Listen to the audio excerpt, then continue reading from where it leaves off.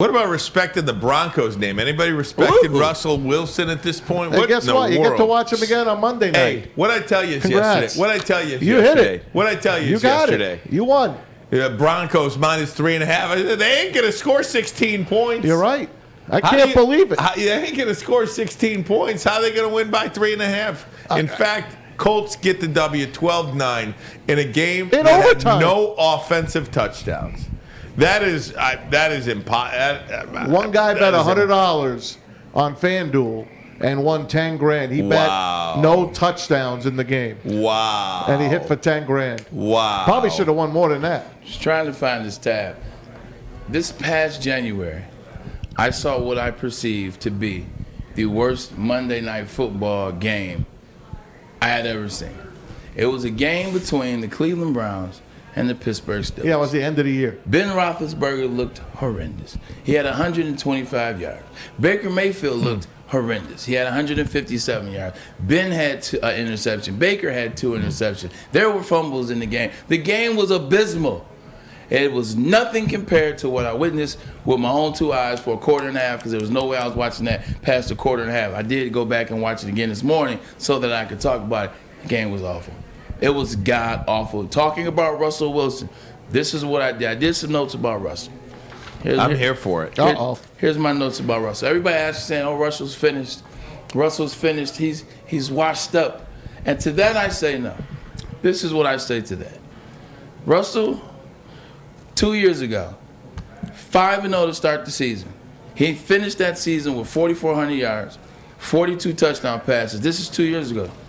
Start season last year. You know what? Had an injury. Even in the game he got injured, he was about to beat Matt Stafford head-to-head. He gets injured. Even after that, comes back, and he has a couple 300-yard games in there and finished the year with 3,100 yards on the lower end, etc. But you know what? Then he comes here because he believes he's Russell Wilson. He believes he's Aaron Rodgers.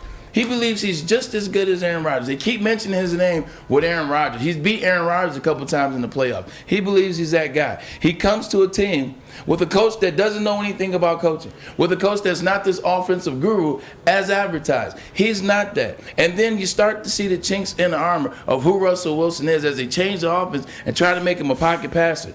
See, what Russell is not watched. What Russell is, he was comfortable and convenient with the guy in Pete Carroll and the system that Pete Carroll designed for him. Pete Carroll helped raise Russell Wilson. Pete Carroll helped disguise Russell Wilson. Russell Wilson was the man early on. It was the Legion of Boom in the defense. And they had Marshawn Lynch as the running back.